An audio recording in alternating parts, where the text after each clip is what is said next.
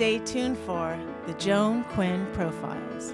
Joan served the state of California as a member on the Arts Council and on the Film Commission. She was formerly on the Architectural Commission and fulfilled 2 terms on the Fine Arts Commission for the city of Beverly Hills. As an editor for Andy Warhol's Interview magazine, Condé Nast Publications, and the Hearst Corporation, Joan covered the world of fashion, the mysteries of food, the excitement of theater, and the international art scene. She continues to find people who are on the cutting edge of their professions. Here's Joan AGAJAINIAN Quinn. Hi, I'm Joan Quinn, and welcome to the Joan Quinn Profiles. We're here at the Hollywood Museum in the historic Max Factor building on Highland Avenue with guests musician Manou and artist Brian Cox. Singer-songwriter Manou was born and raised in Switzerland, studied musical theater in New York and Germany. Her concert tours took her to over 100 cities in Europe, performing with the Disney band B4, and they also taped their own TV episodes on their Disney Channel, right? And when you were in your little village in the Swiss Alps, did you think you were going to be a singer? No. What were you doing? It took me a while. Well, I remember my aunt took me to this musical, and I saw all these performers. I'm like, that's exactly what I want to do. So I went home, I started dancing, I started singing. You started dancing and singing? Yeah, I started doing all that. But you know how it is, like in a little village, like where are you going to actually learn it? So I had to move out of Switzerland. And that How far were you from a big city? I was, I'd say 45 minutes, yeah. Oh, so you couldn't go in and take lessons? No, I started taking class, but my mom always had to drive me, and then she had to wait there, you know, and if I want to do that every day, so. What was it close to? What was the big big like city? Zurich. Oh, it was to Zurich? Yeah, yeah. So you had the German influence? Exactly. So I went to Germany when I was 18. Yeah, I moved to Germany when I was 18, and I started studying musical theater. Did you play any instruments at your house? Was your family musical? Yeah, my family's very musical. Oh. My brother's a music producer, and he always played all the instruments. But was there any acting in your family? No. Mm-mm. Because you did take acting classes in New York. Well, because I started with the musical theater school, we always had acting. And then I had this big dream always to go to New York. And that's how it happened. I was like, you know what, I'm going to study acting. I'll make this my major. And then I just took a lot of dance classes. Like, people said I was crazy, because I started running at the school, the acting school, and I took the subway all the way up to the West Coast just to do... to the West Side to go to acting? To the West Side of Manhattan, yeah, to go to dance classes. Yeah. So I had a pretty busy schedule. What kind of dancing? Did you do classical? Ballet, everything, yeah. Ballet, Pilates, hip-hop, jazz, tap. Everything. You did? Yeah. And how were you getting along as a young girl there in New York? Now when I think back, it's like, how did I do all that? You know, but I loved it, because I was so excited to be back from home, just to do my own thing. Who were you with? I was alone. Yeah. That was pretty gutsy, wasn't it? I just moved, yeah. What other kind of lessons did you take? You mean in New York? I had musical theater as well in my acting school. Yeah. Did they, if you took musical theater, would they try to get you in a Broadway play or off Broadway, something like that? No, because as long as you're in school, you're not really allowed to do any projects next to school. They don't want to lose you. They want to keep you. They want to keep you there. Yeah. Well, how did you get involved in, what is it? B4. B4, yeah. So I went home after New York, and I started auditioning for musical theaters, and that was pretty much my last audition that I did. So I went all the way to Germany for this audition with a train, like 5-6 hours. And I got this audition. I did well. They invited me for a callback, and the callback was on a Sunday. The group B4? No, what was it? No, it was casted.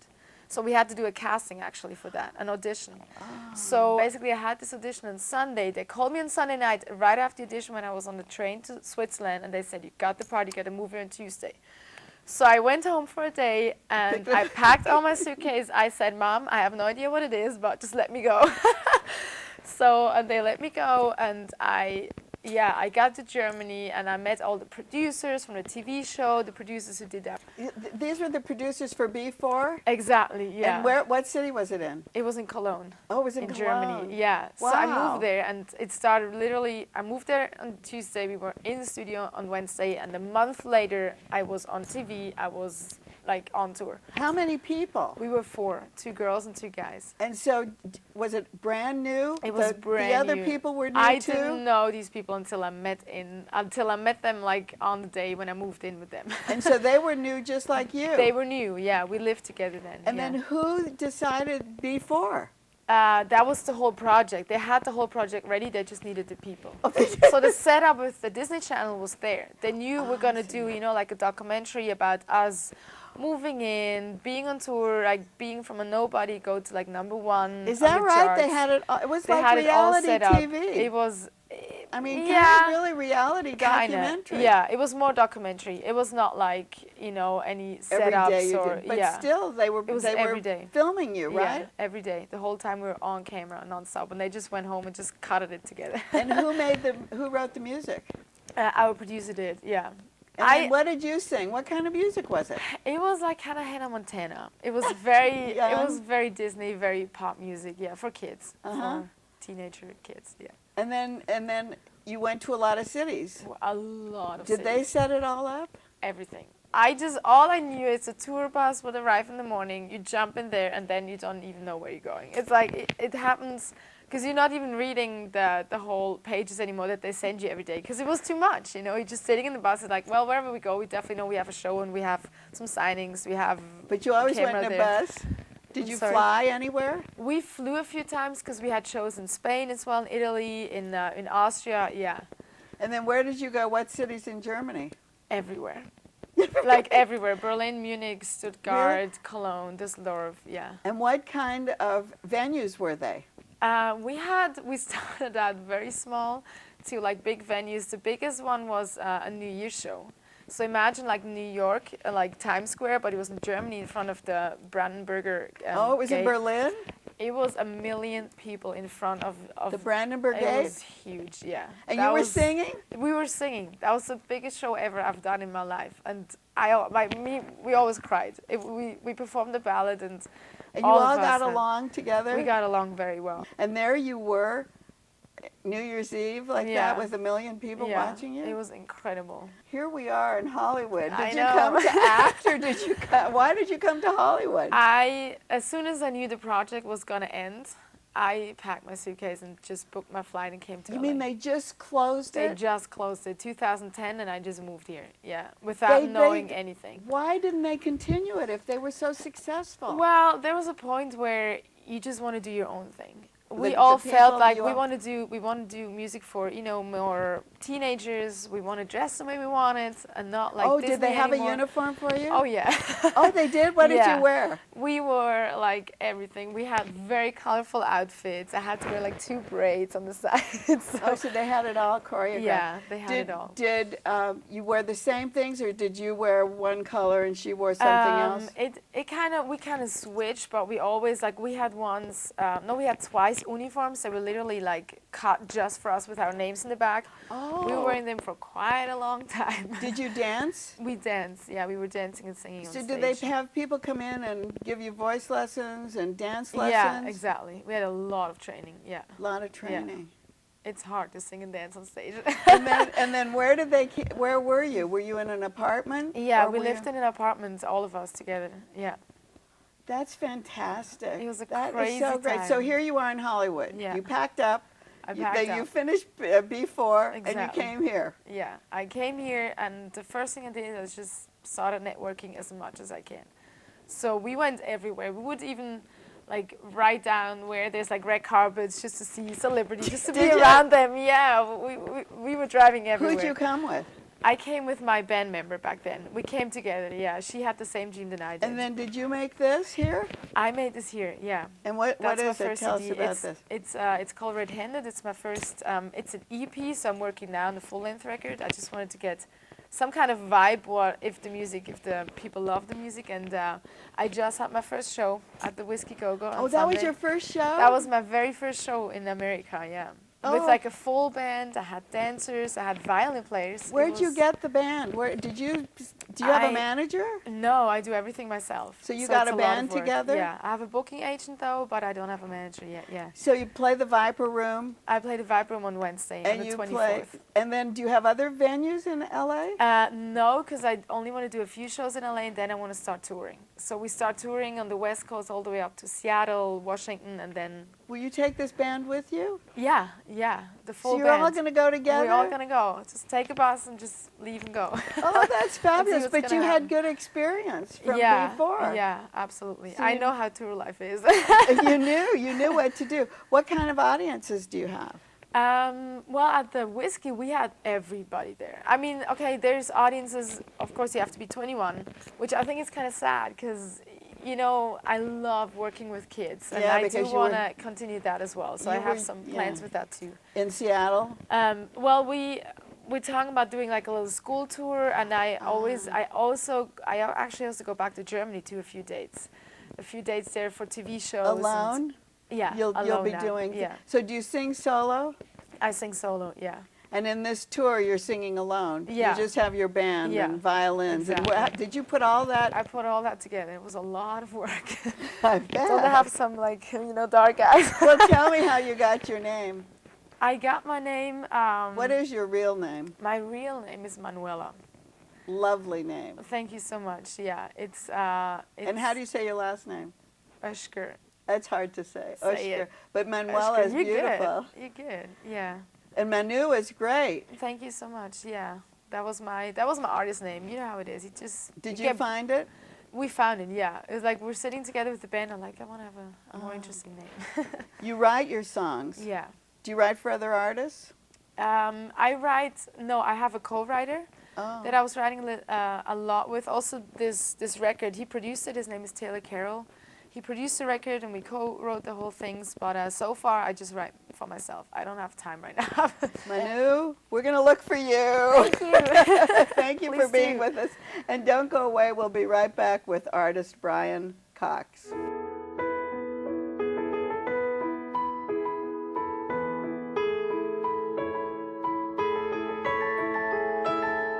Hi, I'm Joan Quinn, and welcome back to the Joan Quinn Profiles. We're here at the Hollywood Museum on Highland Avenue, and I am with San Francisco-based artist Brian Cox, who was born and raised in Michigan and studied fine arts at Wayne University.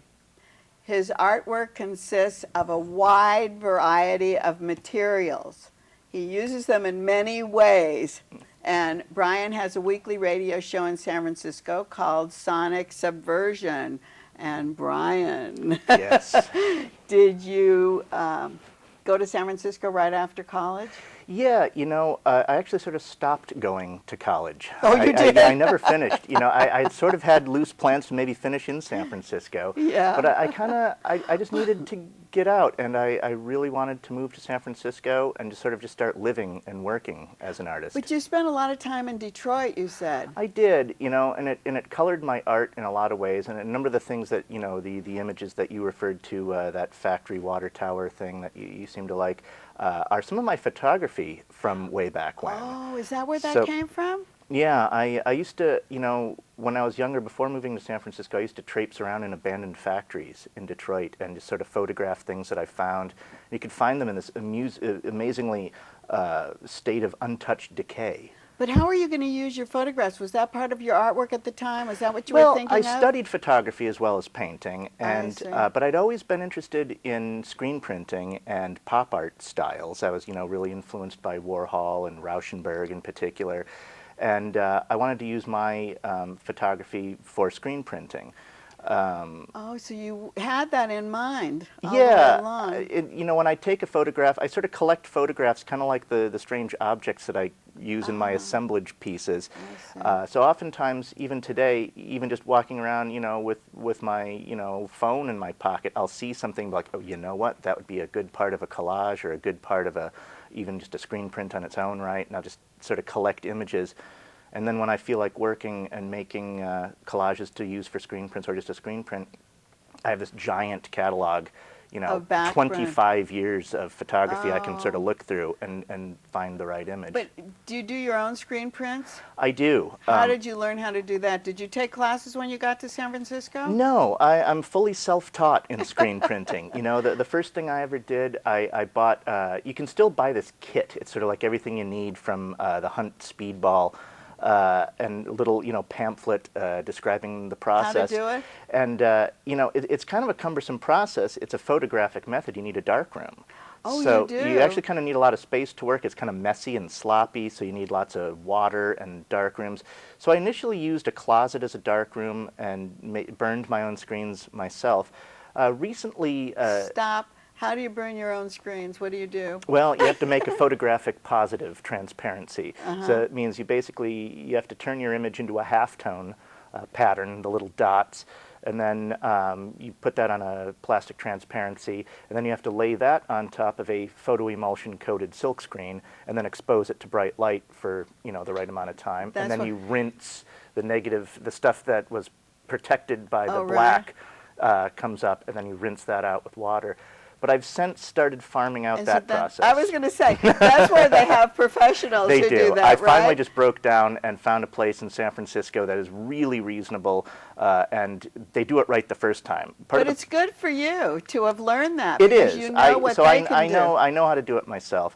The thing there, too, I found, though, was burning a silk screen at home, the success rate was maybe 50%. So I'd spend a whole day setting up, and then I'd do it, and I'd expose it and rinse it, and half of it wouldn't be there. And sometimes you'd have a happy accident that would still look cool, and I'd use it anyway. Yeah, I was going to say, as an artist, you could really make something out of it. You don't throw everything away as an artist. Yeah, but for my new portrait series, which started with your portrait there, which launched me into a whole new, turned a whole new corner. I love this, but this is a picture that you did take. Yes, and that's the thing. I do screen prints of all my own photography. For a while, I used appropriated images out of old magazines. Oh, you did? Yeah, the dog food can that you seem to like, I did nothing but that dog food can for about a year and a half. And you took a picture of the dog food can? No, I scanned that right out of an old, that it. was out of like a Life magazine from the 40s. Oh, I see. So for a while... And this particular portrait is done from a...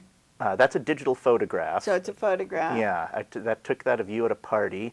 That was Paloma's first birthday party. Oh, it was so many years ago. And then, what did you do? Well, then for that, I had that one burned by a friend of mine that had a way for his business to burn small silk screens, and I then this is actually a combination. To get the multicolor, I did a paper stencil for the undercolor there, and then just screened the black over top of that. And it's on a canvas. Yeah, that's on a canvas. So you painted the canvas. I paint the canvas, then do a stencil for the undercolor, and then I do the black or dark color over that. But we have another one of these. Yeah, this is a surprise to me that you brought today. Yeah. Because we have another one that's in the show at the John Wayne and that's Airport. On found wood.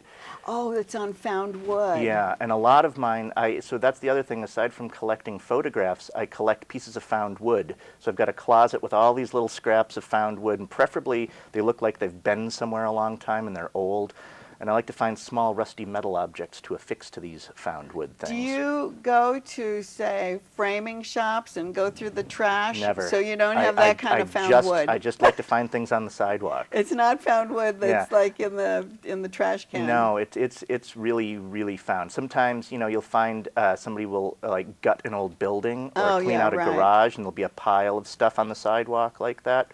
Your piece of found wood that one is on was found in Golden Gate Park, just laying by itself in the middle of a field. How do you remember that? Because you've done so much work. Yeah, well, you know, the funny thing is about the found objects, it's sort of a form of conceptual art for me, too. So it's another dimension in there that the found objects are almost like a piece of earth art in the sense that it came from a particular place and it existed maybe in some building for 100 years. Then it winds up on the sidewalk, and then it winds up with an image on it, and then I might attach a piece of rusty metal that I find in the middle of the street. But it's someplace else. Oh yeah, it could be from the other side of the country, could be from another country. Right. You know, when I travel, my suitcase has like a little baggie of little found metal objects. Oh, they're small. Because the other portrait that's at the John Wayne Airport in the portrait show of Joan, Yeah. has a piece of metal on it that Yes. you screwed in. I found that piece of metal maybe 10 years ago in a crosswalk in San Francisco It's downtown. fabulous, Yeah. actually, isn't it? And some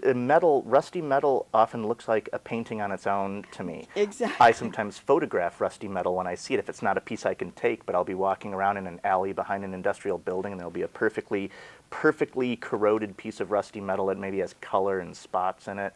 That's why And, Corten steel is so beautiful, because Yeah. it rusts in such a nice way. Right. So, and sometimes I work with rust, adding powdered iron to my paintings, and then put a chemical that makes it turn rusty. So you do use a lot of these things. Yeah. So what can we call your art? Do we have a category? Well, yeah, I mean, I guess you'd have to call it mixed media, ultimately. Mixed media, collage, right. Yeah, I mean, there's a few elements in there, you know. Do you ever use canvas? Yeah, I mean, well, that's I know you canvas. use canvas here. Do you use it very much? I do. I'd say I primarily use canvas. The things on found wood are kind of a special one. And when I choose to use a piece of my special sacred found objects, that's usually, I consider that sort of a powerful piece that holds a lot of energy. Two pieces that you sent me a picture of are wood with pieces of broken Yes. plates on them, Right. or ceramics. Those, I love that. Those were from a junk pile I found in the woods near my childhood home in Troy, Michigan. No. Walking through a path. Because they're about this big, right? Yeah, well, the broken plate pieces are only about that Yeah, they're big. small. Yeah, they're on a piece of wood Right. like that. And I remember stumbling upon that. It's like a trash pile of an old farmhouse that had since had woods grow up around it because it's not a farming community anymore. And I found their old garbage pile, and just sifting through, I found a few intact old medicine bottles and things like that. But you could find Do you these keep perfect those pieces. too? Oh yeah. So those would be something you'd wire and hang in front of the piece of and, wood? and maybe fill the bottle with something. So there's some of those in the works too. But would you use that bottle with the wood where you'd like the proximity? Would you make it all Well, as I one like piece? to mix, so like maybe one of these pieces from the junk pile, which I doubt is there. Last time I drove through that area, it looked like they were building a housing development there. So like I collected these ages ago, and I first encountered it as a very small child. So then, I've got like a back stock of that stuff I found on that trash pile. And then I like to juxtapose pieces of found objects with objects that I found on the other side of the country. So that and you then marry with an them? image from somebody like Right. yourself or, anything like that. So I like to combine all these things that come together in So one piece. we talked about the piece with the broken plates. We touched soup cans. You've done That's soup a cans. dog food can. Oh, it's a dog food. Yeah. Oh. It was almost It sort of was symbolic. reminding me of yeah. Andy. I know. I'm channeling Andy, but I'm doing it a little bit more punk because instead of something nice and warming like soup, it's sort of crappy-looking dog food. Right. So I was having a slightly frustrating, bitter year that year, and it's like this year I'm doing nothing but dog food. But it was. Life But is there's dog food, silk kind of. screened in black, right? Or They're, are they they're different all colors? different colors, and there's some of them where there's 4 of them on one canvas, Right. or a bunch of. Most of them are little canvases, and I'd Oh, initially they made are. those with the idea of being pieces that would sort of sell easily. They're very charming. Yeah. You did one with fish because I'm a Yes, Pisces, right. and you that did was me one a of the first Pisces. ones I did for you. And that was one of my fully self-burned silk screens, and that was, certainly You appropriated did that all art. yourself. Yeah, that You learned how to do the silk screen, and the fish are different colors. Right. But you use a lot of green background. Is that a color that you like? I gravitate to it. Yeah, I don't know what that means. Okay. The other thing that I thought was great was the radiator. Yes. How were those? Those were pictures that you'd taken? That was actually an appropriated image from a magazine. scanning Yeah, it? I scanned that out of a plumbing magazine from the 1930s. That's what that I it found looked at the like. library. It was Yeah, great. And I thought of as sort of having a commercial angle. I suggested warm up any room with one of my radiator prints. Is that what it was? Yes. Okay, see, you have that commercial. You have that talk Well, from your radio show. What yeah. do you do on your radio show? Well, on my radio show, my partner Janine and I play music that we like. It's called Sonic Subversion, so we try to keep it weird. Music that is sonically subverse, psychedelic music, trippy head music. Do you interview people? We do interview people. I've had some of my favorite artists come on my show. Have So you? it's sort of another angle That's there. great, It's sort yeah. of like how you do this. Here, you Right. get But people want to come on. Does the music inspire your artwork? It's all connected. It's all I do yeah. music too. I've had a couple of records out. Yes, tell me about that. The records, I worked for San Francisco's independent Luke Records, L-O-O-Q Records, and they're mainly a dance music label. Oh. And I had I a mean, couple, like swing or no, hip-hop? like electronic dance music, Electronic, sort of, I you got know, it. underground drum machine Right, kind of stuff. and talking about that, is there an underground in San Francisco that you're a part of like that? You know, there used to be. I wondered if there still was. People say that there is, nominally. Well, remember so. when the Coquettes were there and Divine was Oh, there? yeah. That was pretty, I don't know if it was underground. San Francisco always, and that's what attracted me to San Francisco. I moved there for its variety of underground music and social scenes. And, you know, generally the people that we do get a chance to interview on the radio show are people who represent some sort of a very underground scene as well. Like the Ballad of Genesis. Yeah, one of my favorite artists I got to have on my show, Genesis Breyer Peorage, and the filmmaker Marie Lozier came on. They were plugging their new show, and their film, The Ballad of Genesis and Lady J. It just so happened that I was deeply obsessed with Genesis' work at that time, reading his essays on esoterica and occult, listening to the music of, you know, Psychic it was TV right and up your Throbbing alley. Gristle. And then it just fell right in my lap when I was like literally into it, and then all of a sudden I get this, you know, email out of the blue, hey, would you like to interview? It's like, why, yes, I would. That's why I have the show, so that I can have people right? like that come on. So it all goes together.